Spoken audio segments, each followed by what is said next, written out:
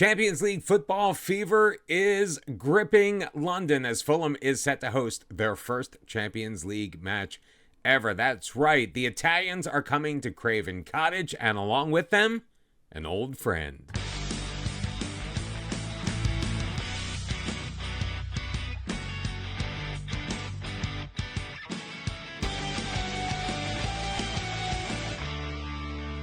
And welcome back, everybody. Happy Monday morning. It is episode number 86 of Bottom to the Top. How you doing? I am Mr. Cellophane. Our third of 8 matches in the group stage, or the league phase, as they now call it, of the UEFA Champions League. It is Napoli against Fulham. We're currently sitting 17th in the table. We'll take a deeper look at that in just a moment. But Jadon Sancho is coming home. We sold him to Napoli year before this one for £67 million. He's making $240,000 a week. Now he's worth only about 28, and he is currently occupying a spot on the Napoli bench. He will be making his return to Craven Cottage in today's episode. But before we get to that, let's update you on what's been happening in the league. A slight wobble. We met up with Spurs again. This time we didn't fare even nearly as well as we did in the Carabao Cup. 2-0 at your score. We were a bit unlucky, didn't quite get off as many shots as we are used to. It was a much more even game. Gregor Muirhead, you remember him, the attacking midfielder that we tried to sign a couple of years ago on loan, and we just could not get the deal. We tried to sign him on a permanent deal. He ended up going to Spurs on loan, and now he's come back to bite us. He scored in the 11th minute. Tommy Doyle added one in the 61st. 2-0 at Tottenham Hotspur Stadium, a loss against the team currently occupying a spot on the bottom half of the table. They could be our boogeyman team for the year. Nikolai Rumyantsev missed the penalty in this one, and it just kind of all went downhill from there. We followed that up. We bounced back a little bit. We played more of the football that we were hoping to at home against Nottingham Forest. 21 shots versus their 9, 59% possession. However, the pouring rain did create some sloppiness that led to the Roddy Hamilton goal that puts Forest up 2-1 early in the second half. Kim Young-suk did get one back in the 52nd minute. We could not take advantage of late match opportunities, and we dropped a couple of points to Forest, right now a mid-table team. They were in 8th place when we took them on. 2 matches in a row in the league without a win. Hopefully that does not bode for our future in Europe. That all being said, we are still occupying a Champions League spot for next season. Sure, there are 30 matches left in the campaign, so a lot of football still to be played. But after 8, we are sitting on 16 points, 5 wins, 1 draw, 2 losses. Arsenal has caught up with us, tied on points, but ahead on goal difference. Man City, they did lose their last match, so we did miss an opportunity to pass them once again on the table. They sit second. Newcastle on a run, 7-0-1 this year, to sit in first place. Meanwhile, some good news. Tom Burford is in the rehabilitation phase, coming back from his broken foot. Hopefully we may be able to see him in the second match in this episode, and not a moment too soon. We really could use him because time may be running out at Fulham for Marco Morales. He is talented. We have seen on a number of occasions in recent matches where he has not been able to take advantage of some clear-cut opportunities, but during the most recent international break, he was called up to the Mexican squad late, but still called up, and then he found himself AWOL from training after spending a wee bit too much time at a nightclub. He accepted his fine of half a week's wages for his transgression, but I'm not sure we need that kind of attitude hanging around our club. Marco Morales, we could be looking to move you on to a new home come January. But as we mentioned, right now, 17th place on the table in the Champions League. We're sitting on 4 points, 1 win against Young Boys, 1 draw against Ferencváros. We are only 3 points behind Manchester United, who, by the way, we have a game in hand on. So if we win, we can pull even with them. I mean, a ton of teams in between us and them, so who knows how far we will climb if we can get past Napoli, who has won one and lost one so far in this competition, sitting on 3 points in 20th place. We do still have our eyes on Monaco, who after 3 matches have won 1 and lost 2 and dropped all the way down into 22nd place. So we may be able to take advantage of a couple of vulnerable opponents who may be a bit more formidable on a different day. That match against the Ligue 1 side, though, is going to be on the road. That will be coming up shortly. But first, as I said, we have to worry about Napoli at home. Shavlina will be in goal. Our back four remains the same. It's going to be Alex Guest, Marvin Akahomen, Gnayem, and Couchman, with Jones, Morales, and Kim Young-suk in the midfield. Morales moved back into that more Mazzala-type role. Federico Guerrero is getting the start on the left wing. Toshimitsu Endo picked up a knock in the last match. He's going to be out for a few weeks, which means Moutinho slides into the right wing position. Rumyantsev, who has been so very strong, except for obviously that match where he missed the penalty, ended up with a 5.8 rating in his last start. He will be leading the line in the final third as our striker. One thing you can say is that the team is fired up and ready to go as Jose Mourinho's side comes in to Craven Cottage. We're sparing you the music. We gave it to you all on Friday. But you know what? Champions League theme ain't my favorite. If you disagree, feel free to let me know in the comments. I respect all opinions. A couple of minutes gone by, no shots on goal, and Fulham in full control. Guest from the set piece. Kim Young-suk feeding it wide. He's got Couchman with a little room ahead of him. Knocked down. Good slide tackle. Moutinho back to get it. Finds Couchman in the middle. It's going to ricochet off of the goalkeeper and be cleared. Kim Young-suk for Moutinho. We've played 7 minutes, moving it into the interior. Flipping it over for Guerrero into the middle. Belakacip will head that out behind for a corner kick as the rain comes down in London. There is a man short. We typically don't take advantage of that, of course. We really have that as part of the tactic. If you haven't been watching either the streams on Twitch or these videos, simply to get one fewer defender in the box, kind of like a little decoy. Fulham once again in control, this time in our own end. Gnayem with it, flipping it forward. Moutinho having to retreat, will drop it back for Jones. Wide for Couchman along the sideline. He doesn't have a lot of room to move, so Gnayem gets it once more. Fed forward, Moutinho. Now Fulham looking to move it ahead. Gnayem. Back for Moutinho. He did originally have Couchman forward, but Couchman has retreated to his more natural position. He'll get it. Jones. Back for Gnayem, this time in the Napoli end. Kim Young-suk with it. He's surrounded by Napoli players. Jones, Moutinho. Morales with the long shot, and Marco Morales hits pay dirt. His 4th goal of the season in all competitions. Maybe his issues are behind him and he is ready to score for us. Kim Young-suk with the ball, playing it back for Gnayem. Jones to Moutinho, finding Morales, and the one-time shot past Lucindo to give Fulham a 1-0 lead. Apologies if the dog was barking in the background. Someone, of course, knocked on the door at a time where I couldn't pause and stop talking. So thank you all for hanging through that. We've played 25 minutes of this match. It has been all Fulham so far, and hopefully we can add off of this corner. Gnayem, my prayers have been answered. Khaled Gnayem with his first ever goal for Fulham.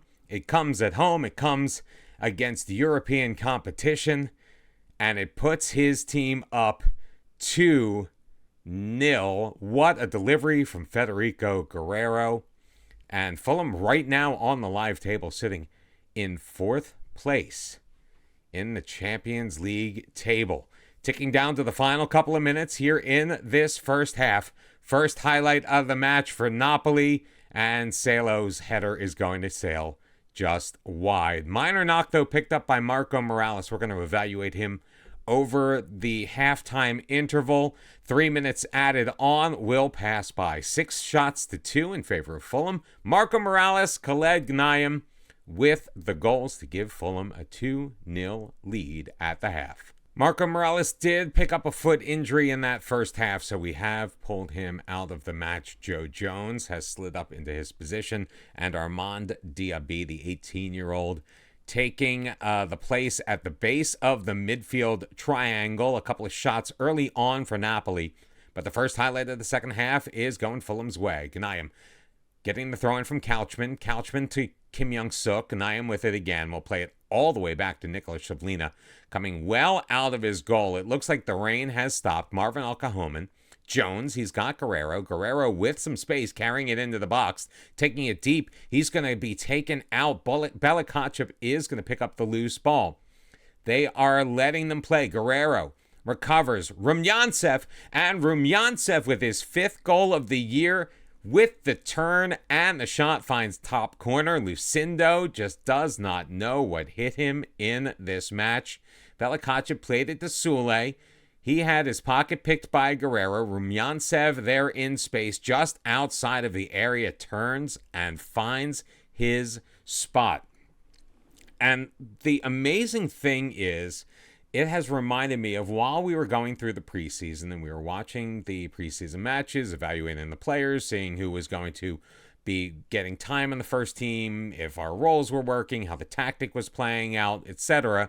Rumyantsev did have a couple of opportunities, and there's another one from range, his 6th goal of the year. It's a brace for Rumyantsev, 4-0 Fulham.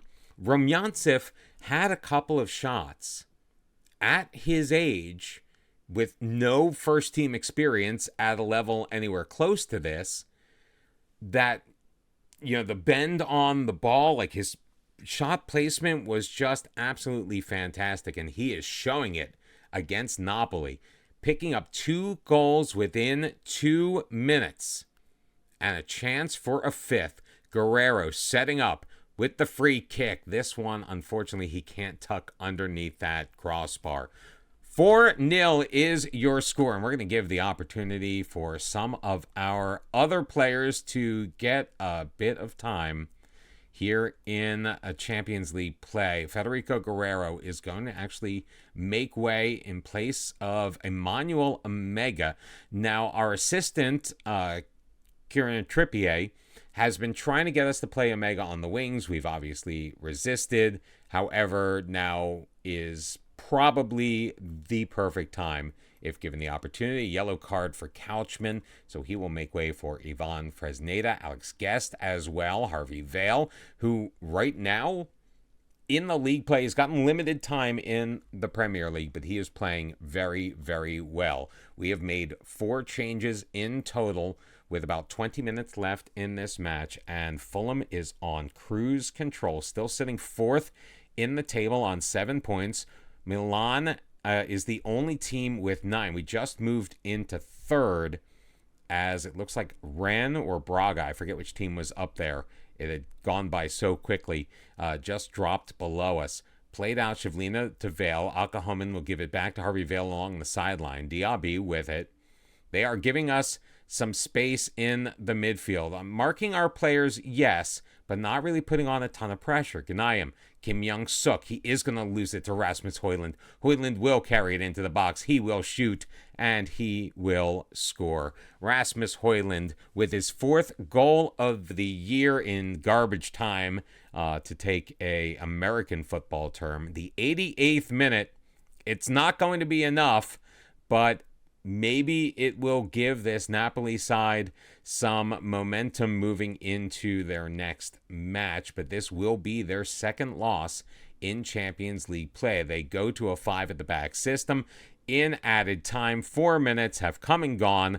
11-9, your shots on goal. 4-1, though, your final score. Marco Morales, Khaled Gnaim picking up his 1st of the year, and Nikolai Rumyantsev in the 60th and 61st minutes, picking up goals number 5 and 6. Our 2nd victory in Europe, and we are right now a top 8 Champions League side, which honestly we were not expecting at this point, to be perfectly frank.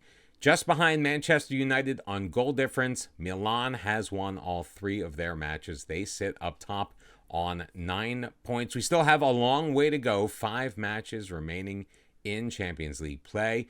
The matter of Monaco, currently sitting in 25th, well, they're up next. There is the minor matter of a couple of league matches, one against Brighton, one at home against Wolves. We're going to take care of that business, and I will see you in a second as we make our way to Monaco for more European football. Unfortunately, things not much improved in the league. In the second minute, Nikolai Rumyantsev got injured in a match on the south coast of England against Brighton. We just could not muster any offense whatsoever. Khaled Gnaim named player of the match when a center back is named player of the match and they don't score.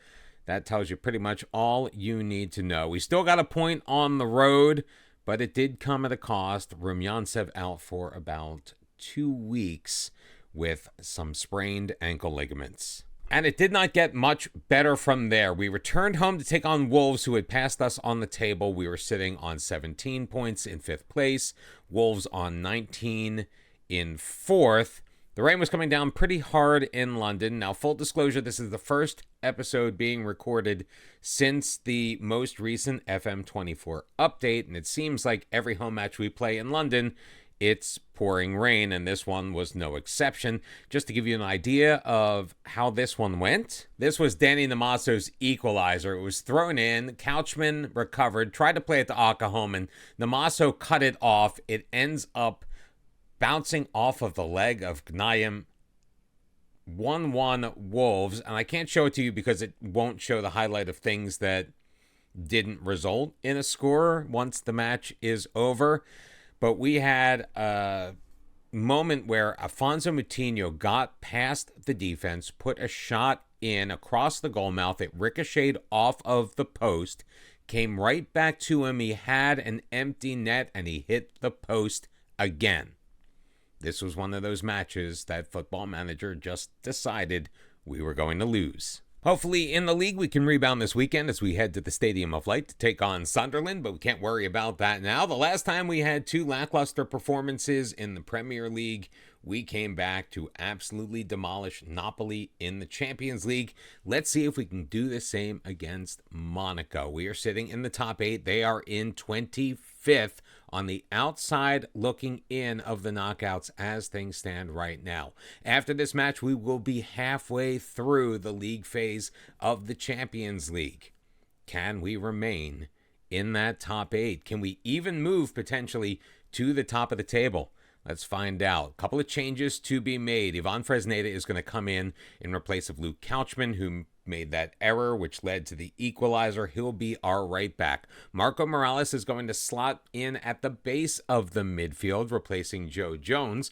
The reason being, Tom Burford has passed the fitness test, and he is ready to come back in action. Sure, he can only play probably the first half, but I will take a first half out of him. Nikolai Rumyantsev also in his rehabilitation phase. He will be on the bench and available to play maybe towards the end of the match if absolutely necessary. So we line up Shavlina, Guest, Akahome, Gnaim, and Fresneda, Morales, Burford, and Kim Young-suk, Guerrero, Moutinho, and Emmanuel Omega. Fulham and Monaco set to go in the UEFA Champions League. This is our 3rd match out of our first 4 that is on the road. So our schedule is home heavy in the back half, but don't forget we also have Barca and we've got Atleti to look forward to in the month of January. We're kicking off November though against Monaco. 16,500 on hand. We're wearing our black kits or dark gray, whichever way you want to look at it. Monaco in the red and white. And right now on the live table, we're currently sitting in 4th place. So a victory today could potentially put us on top. Nacho to throw it in. Marcos Leandro, Seguir, back for Capete. He's got a man on him. Mane, Elliott. Lots of bodies in this midfield. Looks like they're playing pretty narrow is this Monaco side. Salisu sending it to Nacho into the middle. Fresneda will knot it down. Omega across. Burford will just clear it back into the Monaco end where Capete will take over. Mane with it. We've played nearly 25 minutes of this first half and still no score. Played back to Salisu, Nacho along the near side. He'll carry it up the sideline before running into some traffic and dropping it back for Salisu. Ben Seguir moving it forward into the middle, finding Marcus Leandro. That will go through for his 6th goal of the season, and somehow that made it through the defense. Could be just a graphical engine error, but as we watch this on the replay, I think Naim should have been able to get this one pretty darn easily. But Marcus Leandro picking up the loose ball, poking it past Shavlina for the 1-0 Monaco lead. Just their 2nd shot of the match. Now, even if we don't win, as things stand right now, we are in 7th place on the table. So still in very good position to be after 4 matches. Do we want to win this match against the team that is currently not qualifying for the knockout? Well, they are currently, now that they have taken the lead in this match, but that came into action not qualifying for the knockouts. We absolutely do. We are winning the possession battle. We are winning the XG battle. We are winning the battle of shots 8-2, but we are not winning the match. Marcos Leandro giving Monaco the 1-0 lead, and that's where we stand after 45. Tom Burford did do okay in his first half action, but again, we want to bring him back slowly. So he is off. Joe Jones back in. He'll take over at the base of the midfield, and Marco Morales will slot in that Mazzala role in place of Tom Burford. Marcus Leandro in again. This time Shavlina getting his body in front of it, and it ends up staying out of the net, but it will roll behind for a corner. Elliott looking to deliver. We've played just about 2 minutes of this second half. Low drive to Marcus Leandro, blocked by Guerrero. It's going to go out for another corner. This one's going to come from the far side, so Ben Seguir is going to take over those duties, looking to deliver the in-swinger. Marcos Leandro, again, another low kick to the edge of the box, but this time they have to play it back. No harm, no foul. We're 8th place right now. Again, if we are able to manage to pick up the victory, we will move all the way up into 2nd as things stand right now. About 63 minutes have passed, and so far, nothing really going on. So Emmanuel Omega will be replaced by Nikolai Rumyatsev. Moutinho having an okay match, but not really that great. Amari Kellyman will take his spot. Joe Jones feeling a little anxious in that deep lying playmaker position. He's just going to have to get over it. However, Ivan Fresneda not in a very good frame of mind. So Luke Couchman will come in as 3 alterations are made to the lineup here with just over 20 minutes remaining in this match. We're outshooting Monaco 11-5. However, we are not really getting a lot done. We're going to shout out some encouragement. We're going to move to a more attacking mentality as well. With just about 5 minutes left to go, Nicolas Shavlina to get things started, playing it short to Gnaim. He'll take his time before feeding Couchman. Moving it forward, Kellyman has a couple of men on him, but he escapes from the danger.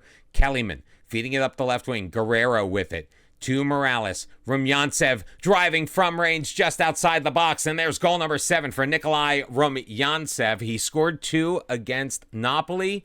There's another one. He does nothing but score goals in European play, and he adds another for his 7th of the year. Marco Morales. Rumyantsev had that lane, beats Dor Peretz, who dives to his right and is unsuccessful in making that stop. So a very important point for us, moves us back into 6th place, and the time added on 3 minutes became 4. It has expired, so we are able to rescue a point against Monaco on the road to remain in a top 8 position. Remember, top 8 in the Champions League gets automatically through to the round of 16. We have 4 matches left to play in Europe. They are some toughies, but I think the knockouts are a distinct possibility. So we have picked up points in our last 5, but only 1 victory. That was the 4-1 win over Napoli. Hopefully we can get things back on track in the Premier League. And the match against FC Utrecht, they're currently sitting 30th on the table. That should be a pretty easy one, I put in air quotes. We're going to come back for tomorrow's episode. We're going to take on Sporting Braga at home in the Champions League, and then the current leader of the Premier League, Manchester City, also at Craven Cottage. So we may be doing just okay in our home league, but in the Champions League, things are going A-okay for Fulham in our first foray into European competition. Please make sure you like this video and subscribe if you have not done so already, and I look forward to seeing you tomorrow morning. Until then, bye-bye.